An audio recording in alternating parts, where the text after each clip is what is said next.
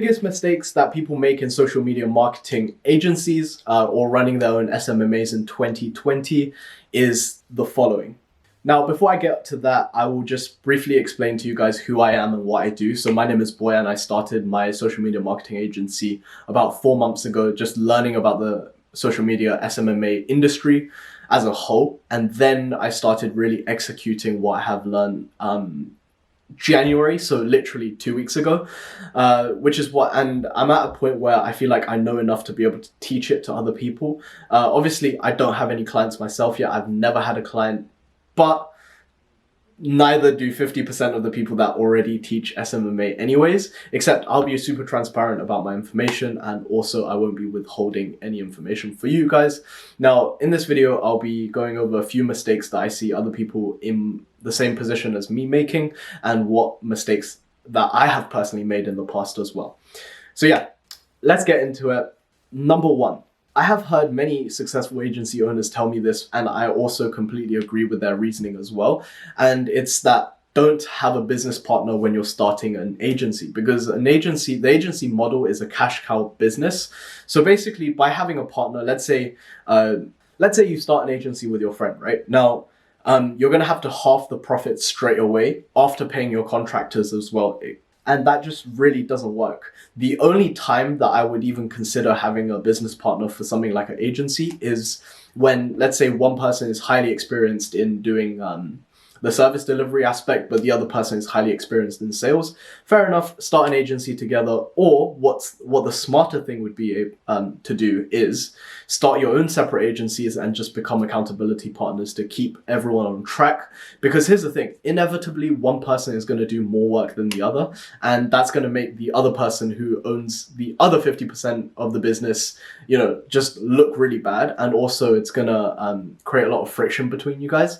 So what I'd highly recommend you guys do is just to start separate agencies.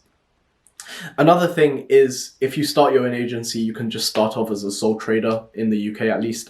Don't take this as like financial advice or anything, because I'm not an accountant, so do speak to one first. So yeah, anyways, so you might have to register as a company if you want to do some sort of equity partnership. If you start off by yourself, you can be a sole trader and have basically no need to start an official company, because in the first year, I don't think you guys will be making above £85,000 anyways. So yeah, number two is lack of outreach in terms of volume. So most people, they would just like pick up the phone, get rejected because they can't get past the gatekeeper, put it down, and then just take like 30 minutes to an hour to like console themselves, and then I don't know, have a cup of tea or whatever, or like just wait a brand new day before making a call, or like send one email, wait a few days, don't get a reply, and then send the next one. No, what you need to do is you need to be sending like 20 emails a day, pick up the phone 50 times. Like, honestly, it's getting your first client is more about just volume and pushing yourself out of your comfort zone, to speak to enough business owners and to actually, trial and error different methods and find one that really does work for you. Now, another mistake that I see a lot of agency owners or people that just start in SMMA make is that they give up. Now, the only reason to give up on the SMMA model or the social media marketing agency model is if at some point you just realize it's not for you. Thing is, I don't even blame people for giving up, because the people that teach SMMA is like, they try to sell you on the stream that it's going to be quick and it's going to be easy. No. Running an agency is literally you're starting your own business. So that's never going to be easy. The top 1% of the world makes like 6 figures. If you want to be in that top percent, you're going to have to perform at their level as well. There's no shortcuts. And, one of the things that annoys me the most about the YouTube space right now in terms of agency owners that teach it as well is like, they kind of make it seem like, I achieved 6 figures in 3 months. I have students that did that. And I have students that did like, got their first client in the first 7 days of joining my course. Here's the thing, they're not lying. When I say this, I mean it. They genuinely did scale their agencies to the amount that they claim, probably in the time frame that they did say they did it in. But the thing is, there's other variables to it. So maybe before that, they were just like focusing on personal development, and they were, reading books, and then like just waking up earlier, going to the gym, raising their own energy levels so that they can even that they can facilitate, owning their own business. So just don't go into it with the false expectations that you're going to be able to make it in like 3 months, retire your parents in like a year. That's not how it works. Any business you start is going to need a few years of your time and dedication and your full attention. So, just don't try to cut any corners, and that's going to significantly decrease your chances of giving up. And, the next mistake is pretty much the same as the previous one, and it's having unrealistic expectations. A lot of people, this is actually a quote from Tony Robbins' documentary, but basically what he said was, most people overestimate what they can achieve in a year, but underestimate what they can achieve in a decade or two. When I heard that, I was just like, wow, he is right, because, a lot of people that enter the entrepreneurship space, they just lack a lot of patience, because they're sold on the dream of, the 15-year-old making 2 million in revenue and 200K in profits every single month. Yes, there are 15-year-olds out there that do that, but you are not one of them.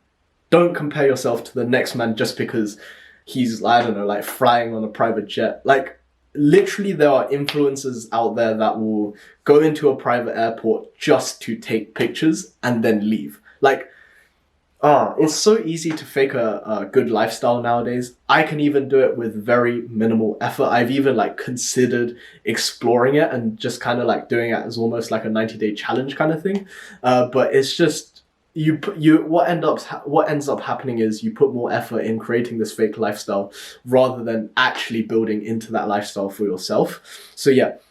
Please, when you start your agency, have realistic expectations. Be prepared to not have a client for 8 months. Be prepared to, work on yourself for a year or two and then find the success. Be prepared to be broke for a year or two and then find your success. This business model is proven to work. It's been repeated so many times, and it's literally the only reason that you would fail is if you give up because of your unrealistic expectations.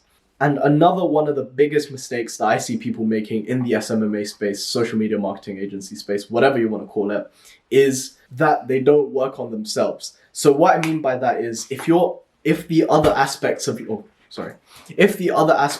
life is a complete mess, so let's say you have if you're in a toxic relationship, or if you have friends that are just really negative and overly critical about what you're doing, or if you have just bad habits, you drink on a Friday night or every single week, or, you go clubbing and get absolutely smashed on a Wednesday, something like that. Or if you just eat a really, really bad diet and don't exercise, stuff like that will really show in your business. But also other personality traits and defects that you might have. So for example, if you're incredibly selfish, have a huge ego, a lot of pride, stuff like that will really come across when you are in sales meetings, and ultimately it's going to reflect in your business, and that will be the downfall of it.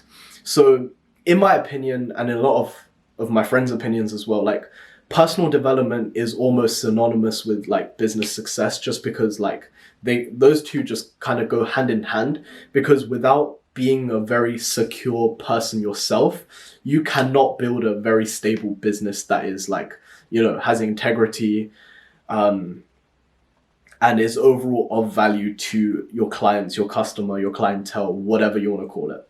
So yeah, that's number 5 and the last biggest mistake that I see people making when trying to start a social media marketing agency. Now, in terms of the friends and that side of things, if you have toxic friends or toxic relationships, the way you cut them off is very, very important. So before I go over how to cut off the toxic people in your life, I'm going to go over who exactly to cut off. Now, who you definitely want to keep in your life, I cannot stress this enough, are people who are positive, not overly critical about what you're doing, and also genuinely want the best for you. Regardless if they're rich, poor, doing other stuff, whatever, keep them in your life, because those are the people that will be with you even if you fail in your business journey. Yes, it's nice having friends who are agency owners. Like, I definitely recommend you do that as well. Just because, like, there's so much common ground and relatability with those people that you do want to support them and also have them support you as well.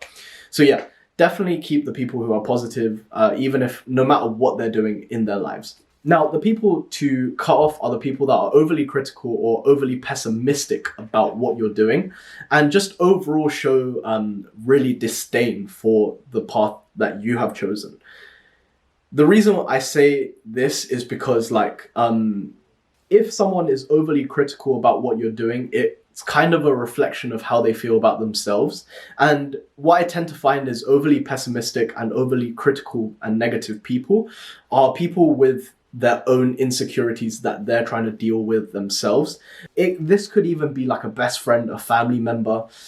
The way you cut them off is not with a text message saying, like, fuck you, you're out of my life, never speak to me again. No, you don't do that. You slowly, like, wean them out of your life. And what I mean by that is, for example, like, they invite you out to go to eat and just be like, yeah, you know what, I'm not feeling it today, and then just slowly stop seeing them.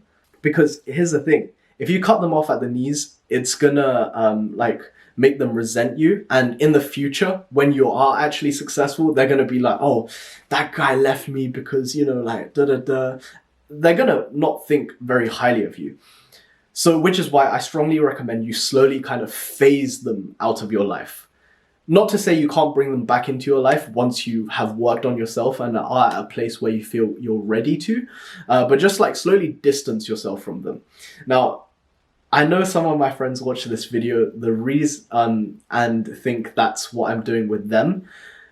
Most of you are wrong. Just because, like, I know when I said that, a lot of you are going to think, oh my God, is he cutting me off?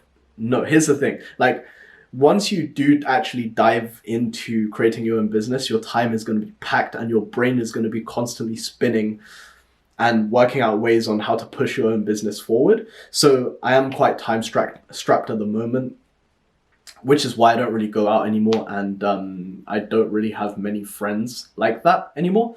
So yeah, that's the reason. If you think I'm cutting you off, I'm not. Don't worry. If you just send me a text and I reply, that means I haven't cut you off. Like, it's not as serious as it sounds. But yeah, that's how I would cut off a toxic friend. It would never just be like a phone call, like, hey man, like, I don't think it's good for us to be friends anymore, blah, blah, bang. Like, that's always never the way to go about it. I cannot stress that enough.